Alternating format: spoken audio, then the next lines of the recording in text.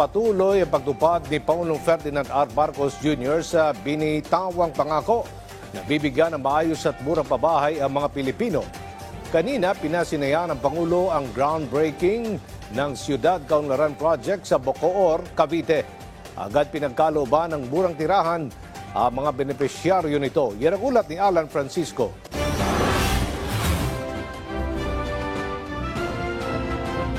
Ito ang Siyudad Kaunlaran sa Barangay Molino 2 sa Bacoor City, Cavite.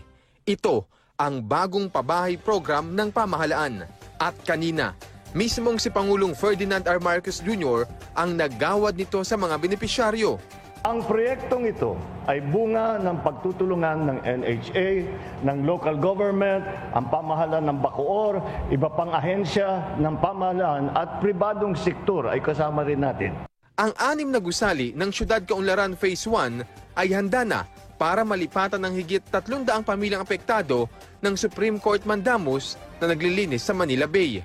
Sa kasalukuyan ay nasa ilalim pa rin ng konstruksyon ng Phase 1 para makumpleto ang kabuang 75 palapag na gusali na binubuo ng 540 housing units na may sukat na 24 square meters bawat unit.